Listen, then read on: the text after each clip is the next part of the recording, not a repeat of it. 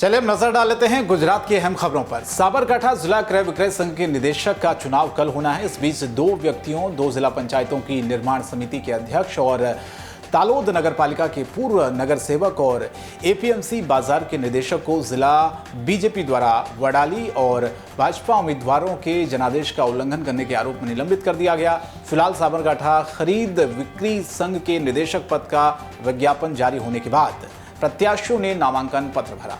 BJP में वडाली अंचल से जयंती पटेल को जनादेश मिला था। इसके सामने बीजेपी की साबरकांठा जिला पंचायत के अध्यक्ष कांति पटेल हैं, जो वडाली की महोर जिला पंचायत सीट से चुनी गई थी। उन्होंने अपने खरीद और बिक्री संघ के निदेशक के रूप में अपनी उम्मीदवारी बरकरार रखी।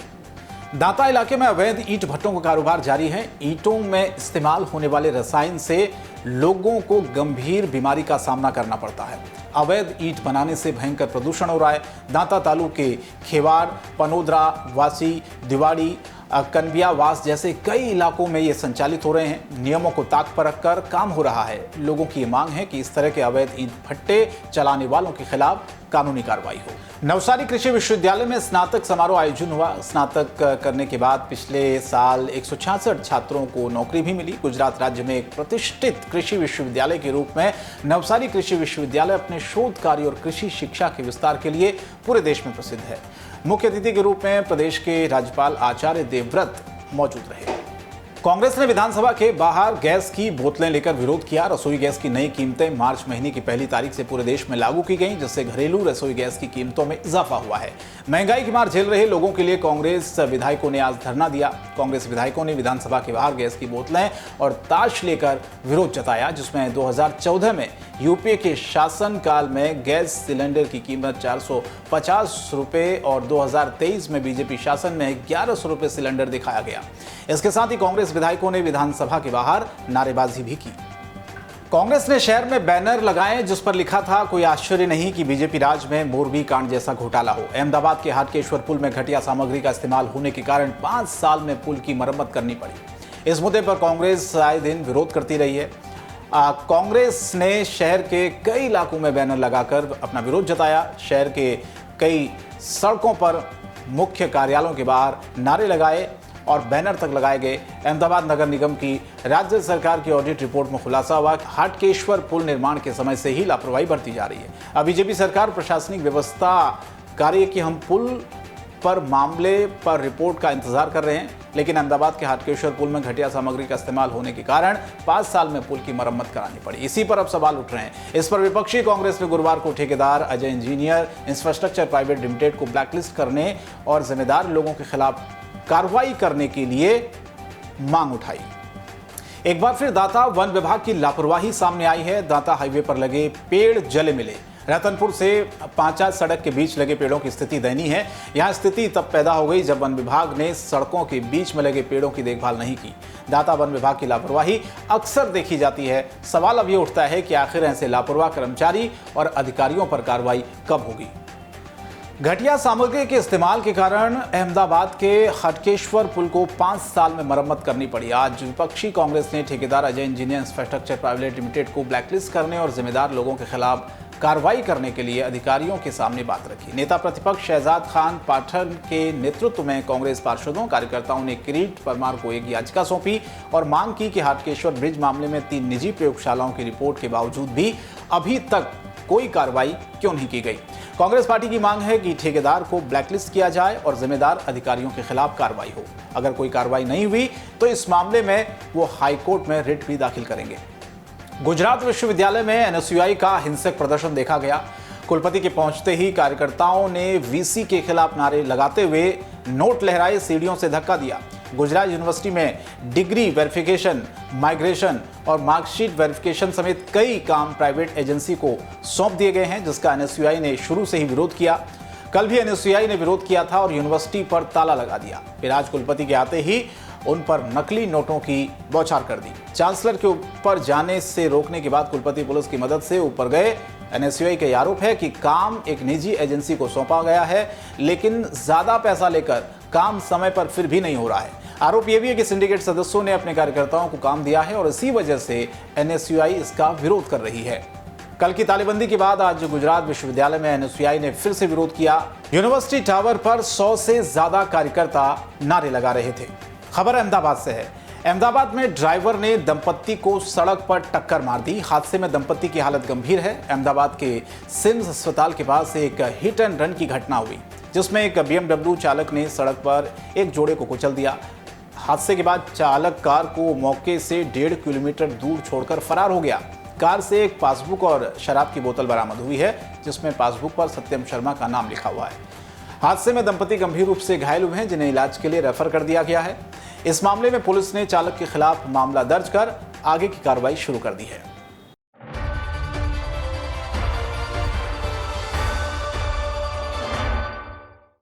और बढ़ते आगे, खबर उत्तर प्रदेश से है। शामली में केंद्र और प्रदेश सरकार की विकास योजनाओं की एक प्रदर्शनी लगाई गई। प्रदर्शनी में सरकार की ओर से किए गए विकास कार्यों के बारे में जानकारी दी गई। बताया जा रहा है कि आम लोगों को सरकारी योजनाओं को लाभ मिल सके, इसी वजह से इस प्रदर्शनी को लगाया गया है। इस प्रदर्शनी का उद्घाटन जिलाधिकारी रविंद्र सिंह ने किया। आपको बता दें कि प्रदर्शनी सूचना विभाग की ओर से लगाई गई थी। खबर हमीरपुर से है। हमीरपुर में सीएम योगी का एक अनोखा फैन मिला है। ये फैन बाबा के साथ साथ बाबा के बुलडोजर का भी बड़ा फैन है। इसी के चलते इस फैन ने अपने सीने पर ही बुलडोजर बाबा को दुआ लिया है। सीएम योगी का ये फैन अब सोशल मीडिया पर जमकर वायरल हो रहा है। बताया जा रहा है कि बाबा का ये फैन कबाड़ बीनने का काम करता है। हमीरपुर में पुलिस ने मजिस्ट्रेट की देखरेख में गैंगस्टर एक्ट के अपराधी की संपत्ति कुर्की है। पुलिस ने अपराधी के घर के सामने एक बोर्ड भी लगा दिया, जिसमें लिखा कि अगर कोई इस मकान में अनधिकृत तरीके से प्रवेश करेगा तो उसके खिलाफ कार्रवाई होगी। बता दें आपको कि संपत्ति कुर्क करने की यह कार्रवाई राठ क्षेत्र के कुर्रा गांव में की गई है। मुरादाबाद के बिलारी के नगर इमाम का एक वीडियो सोशल मीडिया पर जमकर वायरल हो रहा है, जिसमें वो होली को लेकर भड़काऊ बयान देते हुए नजर आ रहे हैं। हैरानी की बात तो यह है कि इमाम जब भड़काऊ बयान दे रहे थे, उसमें पुलिस के आला अधिकारी भी मौके पर पहुंचे थे। इसके बाद उन्होंने न तो इमाम को रोकने की कोशिश की, बल्कि न ही इमाम के खिलाफ कोई कार्रवाई करने की हिम्मत जुटाई। बताया जा रहा है कि होली के त्योहार को देखते हुए पुलिस प्रशासन ने एक बैठक बुलाई थी और वहीं पर इमाम ने यह बयान दिया।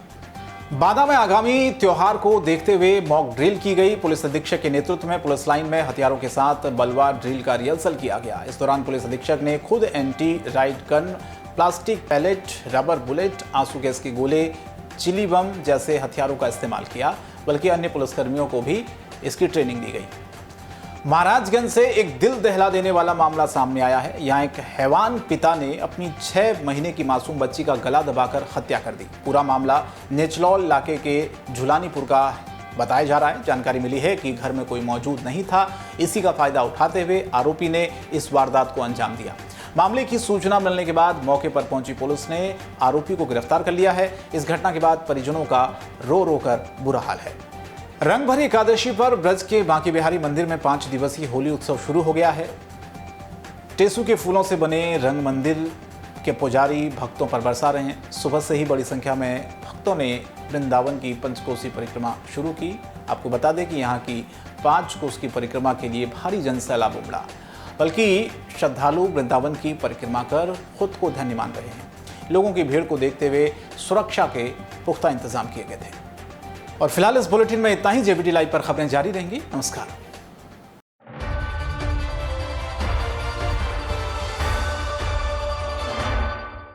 नमस्कार, आप देख रहे हैं जेबीटी लाइव और मैं हूं शंकर दत्तपंत। खबरों की शुरुआत करते हैं। मध्य प्रदेश की खाचरौत विधानसभा समेत पूरे उज्जैन संभाग में घोड़ा रोज खेतों में घुसकर खड़ी फसलों को नुकसान पहुंचा रहे हैं।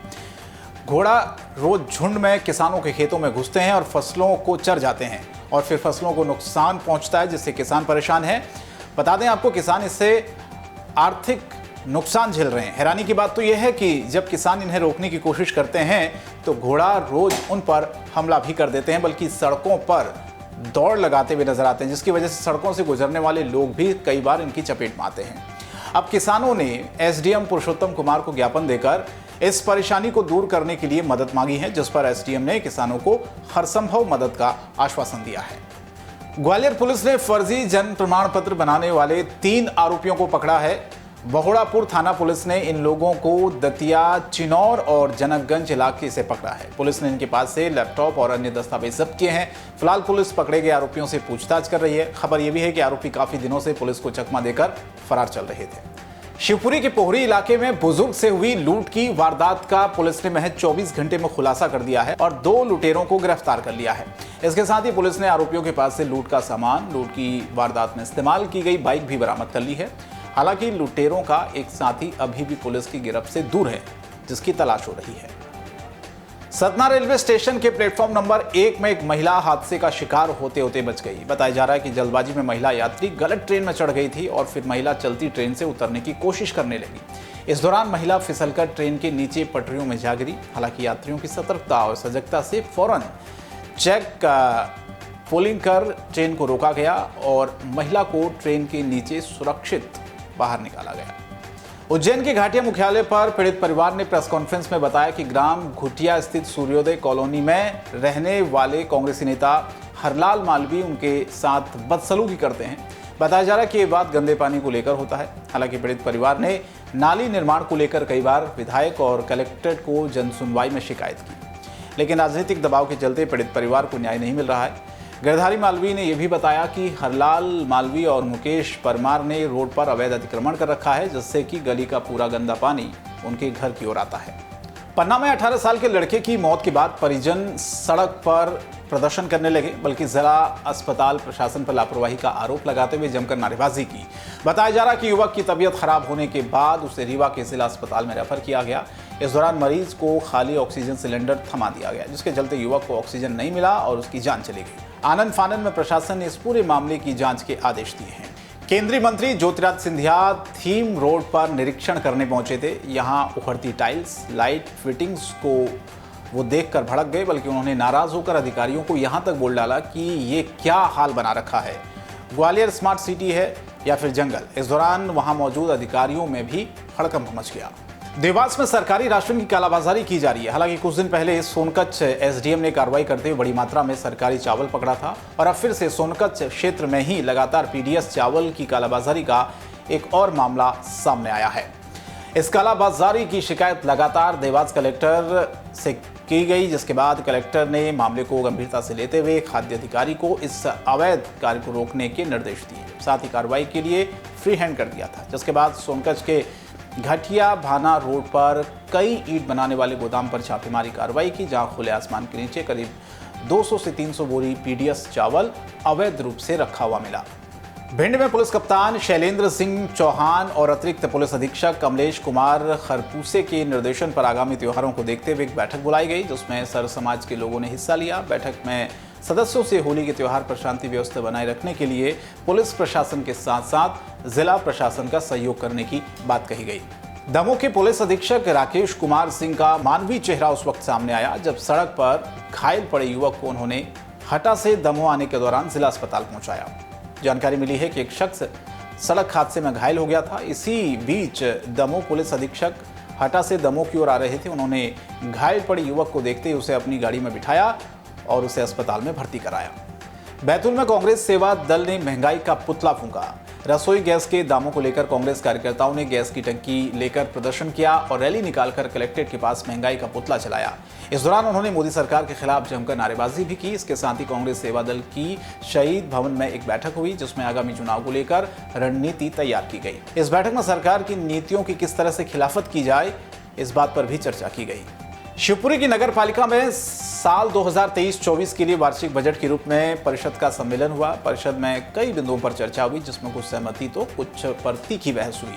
परिषद की बैठक में सीसी रोड की गुणवत्ता को ध्यान में रखते हुए परिषद में एक नया नियम अस्तित्व में लाया गया, जिसमें अब जब भी सीसी रोड का निर्माण किया जाएगा तब उसकी वीडियोग्राफी की जाएगी और सड़क का निर्माण रात में नहीं किया जाएगा, बल्कि सीसी रोड की गुणवत्ता के लिए जब भी सीसी रोड की कोर कटिंग कराई जाएगी तब पार्षदों का एक दल साथ रहेगा।